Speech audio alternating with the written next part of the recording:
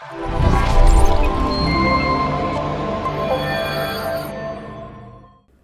के एपिसोड में हम श्री पद्मावती पार्श्वनाथ भगवान के दर्शन करेंगे और उनके इतिहास के बारे में जानने का प्रयास करेंगे। तो आइए बिना किसी देरी के हम आज की यह भाव यात्रा शुरू करें। श्री पद्मावती पार्श्वनाथ नरोड़ा तीर्थ क्षेत्र में श्री पद्मावती पार्श्वनाथ भगवान की प्रतिमा विराजित है। प्रभु की प्रतिमा जी 13 इंच बड़ी और 10.5 इंच चौड़ी है। प्रभु की प्रतिमा जी सांत्वना युक्त है। श्री पद्मावती पार्श्वनाथ प्रभु श्री गौड़ी पार्श्वनाथ प्रभु के नाम से ज्यादा जाने जाते हैं, पर 108 पार्श्वनाथ में इनका नाम श्री पद्मावती पार्श्वनाथ है। विक्रम संवत 1655 में श्री प्रेम विजय कृत रचित श्री पार्श्वनाथ नाम माला में श्री पद्मावती पार्श्वनाथ नरोड़ा का उल्लेख है। तीर्थमाला में इस तीर्थ क्षेत्र की प्राचीनता का इतिहास बताया गया है।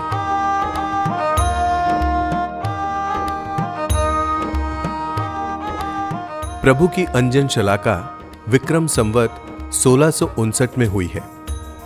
बाद में विक्रम संवत 1902 में हरकुंवर सेठानी ने यह जिनालय का जीर्णोद्धार करवाया था। जिनालय में नागेश्वर पार्श्वनाथ, आदिनाथ भगवान आदि की 24 प्रतिमा है। सेमंदर स्वामी की देव कोलिका भी है। श्री पार्श्वनाथ भगवान की अधिष्ठा श्री पद्मावती माता की प्राय 500 वर्ष प्राचीन अलौकिक प्रतिमा यहां विराजमान है।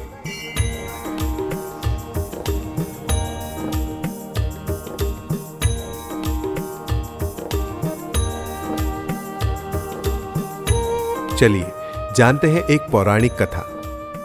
जैसा हम सभी जानते हैं कि भारत में अनेक मान्यता और महत्वता है। आज हम जैन धर्म की शासन देवी मां पद्मावती के बारे में जानेंगे। यह बात तब की है जब जैन धर्म के 23वें तीर्थंकर श्री पार्श्वनाथ प्रभु पृथ्वी को पावन करते थे। पार्श्वनाथ प्रभु जन्म से ही ज्ञानी थे। उन्हें जन्म से ही 3 ज्ञान थे, मति ज्ञान, शुद्ध ज्ञान और अवधि ज्ञान। राजकुमार पार्श्व सभी लोगों के हृदय सम्राट थे। जब वह युवावस्था में आए तब वह वाराणसी नगरी के जंगल में घूमने निकले। तभी वहां कमठ नाम का एक तापस आया था। वह तापस अपने चारों बाजू अग्नि जलाकर कठोर तप किया करता था।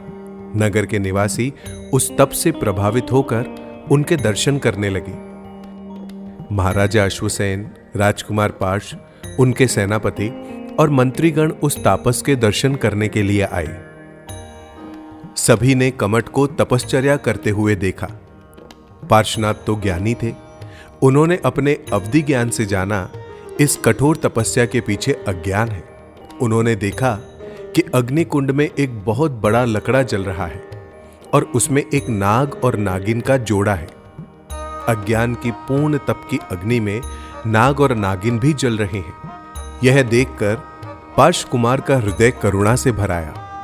प्रभु ने तापस को पूरी सच्चाई बताई तो अज्ञानी तापस क्रोध में आकर प्रभु को खरी खोटी सुनाने लगा। राजकुमार पार्श्व ने लकड़े को फाड़ने को कहा।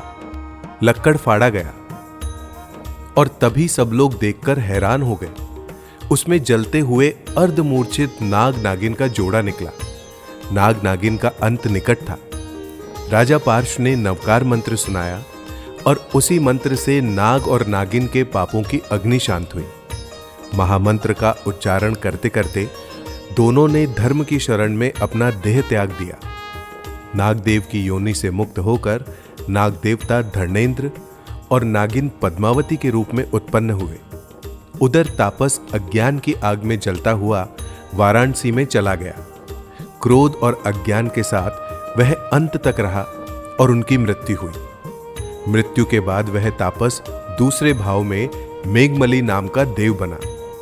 तभी के समय में राजकुमार पार्श्व ने संसार को असार जानकर समस्त वैभव सुख को त्याग दिया और दीक्षा लेकर वन और जंगल में तप और ध्यान करने लगे।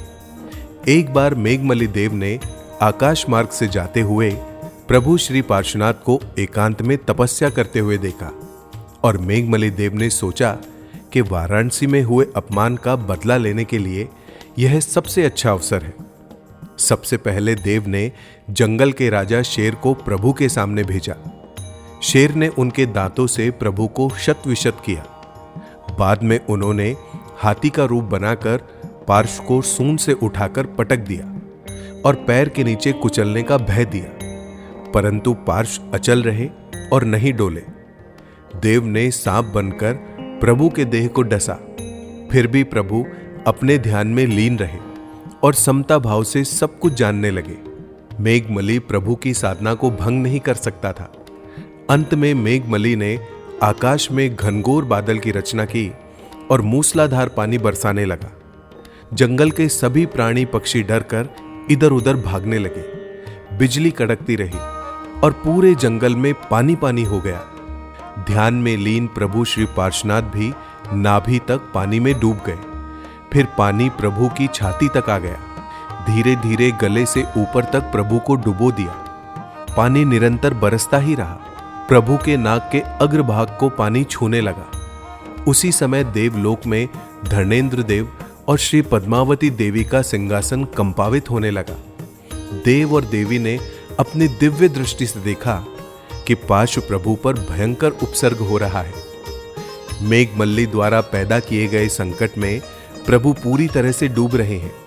वह सब देखकर देवी पद्मावती और देव धर्मेंद्र नाग और नागिन के रूप में पृथ्वी पर आए। धर्मेंद्र देव ने 7 फणों का विशाल छत्र बनाकर प्रभु के सिर के ऊपर बरसते पानी को रोक लिया। पद्मावती देवी ने सर्प कुंडल का आसन बनाकर ध्यान में लीन प्रभु को पानी की सतह से ऊपर उठा लिया। उपसर्ग और मूसलाधार वर्षा होती ही रही, परंतु वह उपसर्ग का प्रभाव प्रभु पर नहीं पड़ रहा था। देवी पद्मावती और देव धर्मेंद्र की शक्ति के सामने मेघमल्ली देव टिक नहीं पाया। वह अपनी सब माया समेटकर भाग गया। पानी धीरे धीरे घटने लगा और उपसर्ग और संकट मिटने लगे। किंचित मात्र भी मेघमली पर द्वेष नहीं और धर्मेंद्र देव और पद्मावती देवी पर राग नहीं। पार्श्व प्रभु को केवल ज्ञान की प्राप्ति हुई। देव देवियों ने आकाश में से सुगंधित फूलों की वर्षा की और प्रभु का अभिवादन किया।